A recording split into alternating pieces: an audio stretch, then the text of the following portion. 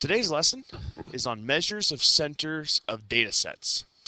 It's a very, very complex title, but I think once you start looking at this is a little bit of review from what you've done in the past, and you'll find out that this is actually one of the more easy things that we've done in math up until this point. So we got some new vocabulary. The first vocabulary term is measure of center, and what that means is it's the number that describes the typical value of a data set. So we're looking for a number. It's a specific number that best describes the data set. The numbers that are in the data set, what number best describes what the average or normal value would be in that data set? We can find that a couple different ways. The first way is by finding the median, which median is the middle value. And you've probably heard of median before, like there's medians in between in the road.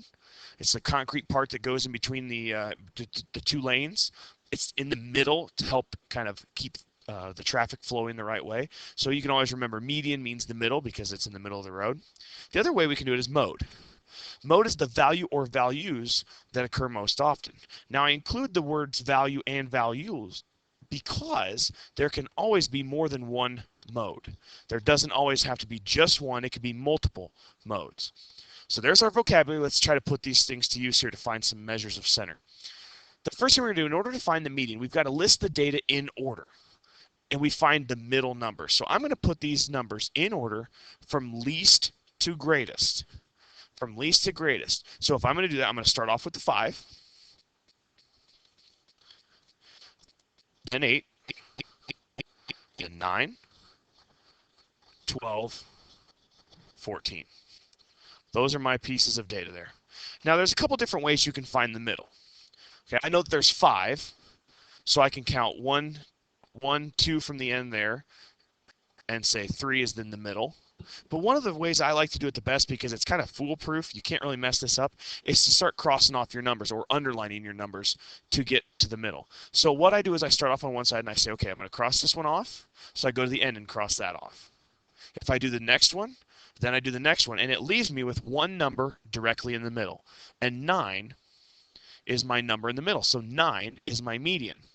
And again, what that means is 9 is the number that's in the middle of the data. It best represents the center of the data. And if you look at it, it kind of makes sense. The end of the data on the high side is 14, which is about 5 away from 9. The end of the data on the low side is 5, which is about 4 away. So right there, we've got a pretty good estimation of the middle of the data. But it's that simple. You find the number that's in the middle of the data set. Let's try another one here. What do we do if there's no middle value, meaning we have an even number of values? We're going to find the mean of those two middle numbers. So let's check it out. First thing we do again is we're going to put these in order from least to greatest. So I'm going to do that right now.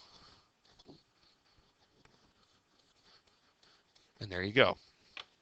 Now, if I do my method I was just doing a second ago, I cross this one off, cross that one off, and I continue to do so, what do you notice?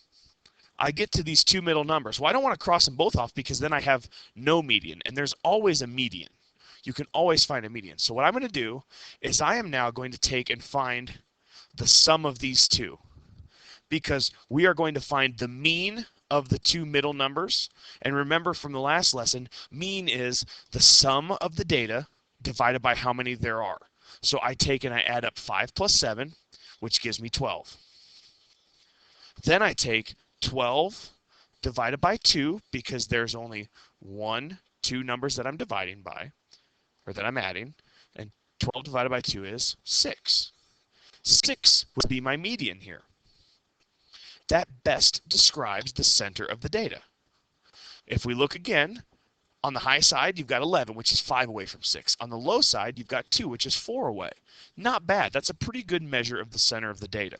It doesn't always work out that way, but the last two examples have been a good example of the measure of the center of the data because they're pretty close to being directly in the middle of the high and the low numbers. So it's pretty simple. If you have an odd number, you find the middle number, just like in the first example. If you have an even number, you find the two middle numbers, add them together, and divide by 2. It gives you the average of those two numbers, or the mean, and that then is your median. You try one. Hit pause, put these in order, then find the median.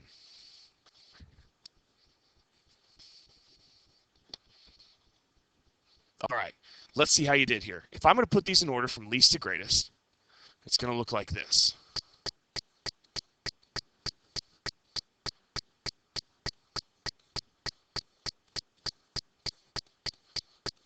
1, 2, 3, 4, 5, 6, 7, 8, 9 numbers I wrote down. There's 1, 2, 3, 4, 5, 6, 7, 8, 9 numbers up top. I like to do that just to double check. Sometimes students make a mistake and they accidentally leave a number out or they put too many in. It's good to just go back and double check to make sure you have the correct number.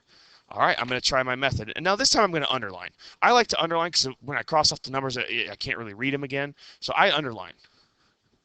I can do the same thing here and just go from one side to the other,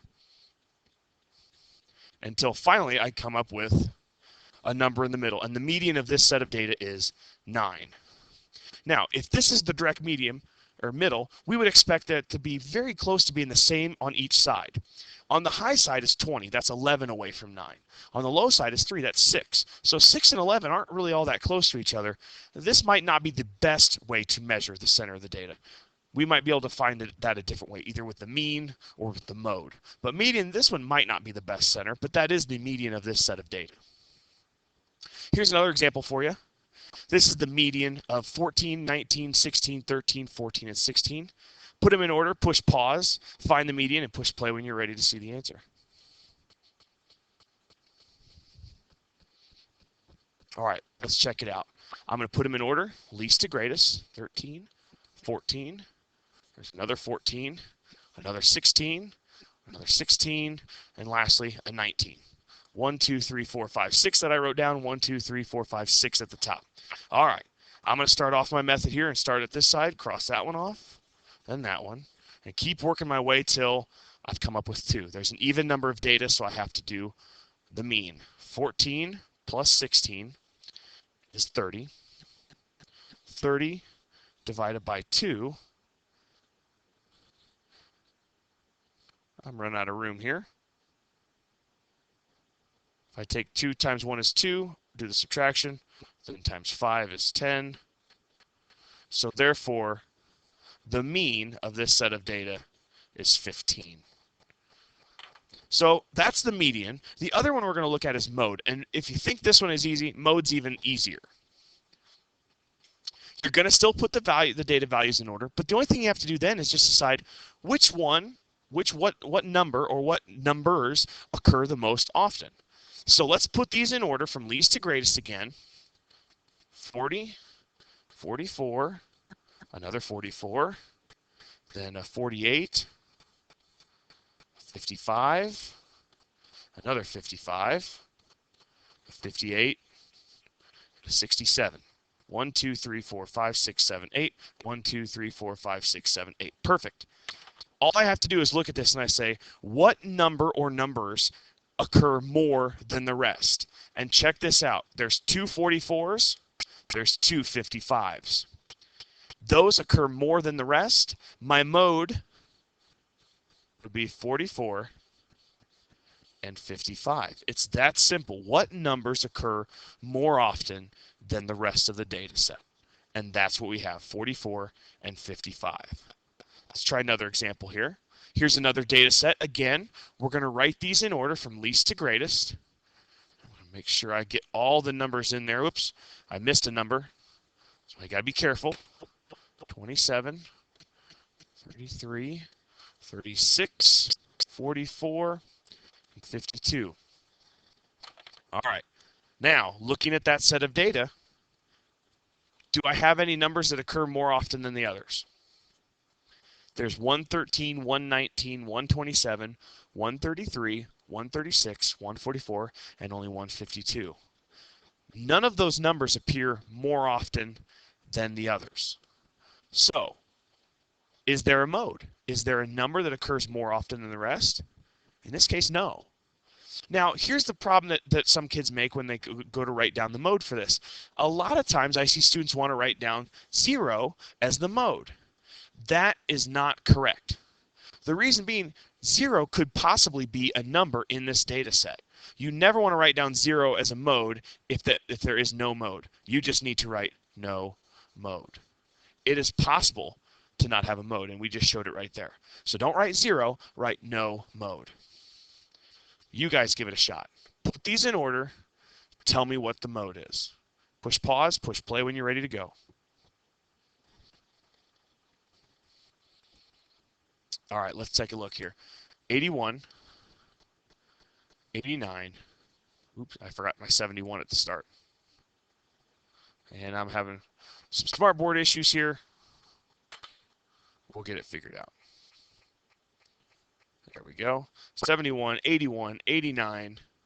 Then I can start in on my 90s, 92, 93, 94, 99. 1, 2, 3, 4, 5, 6, 7, 8 pieces of data. 1, 2, 3, 4, 5, 6, 7. I'm missing a piece here. 72, 73. Oh, there's where my problem is, and that's what the issue is. There we go. I forgot one of my 94s. Makes a big difference. So if I look here, 94 occurs more often than the others. There's 2 of them. 94 is the mode. Last one. Give it a shot. 12, 33, 18, 28, 29, 12, 17, 4, and 2. Please put those in order and find the mode. Press pause when you get started and press play when you're ready to see the answers. All right, in order. 2, 4, 12, 12, 17, 18, 28, 29, 33. That gives me 1, 2, 3, 4, 5, 6, 7, 8, 9 pieces of data down there. 1, 2, 3, 4, 5, 6, 7, 8, 9 pieces of data up above. And if you look, you saw that there are 2 12s. That's more than the others. 12 is the mode. Median and mode are ways to find the measure of the center of the data. Both of them are good for different reasons, but they are helpful in math and our statistics. If you're struggling with this, please stop in and see me in the morning, during lunch, or after school. And as always, hopefully you learned something, and hopefully this helps. We'll see you later.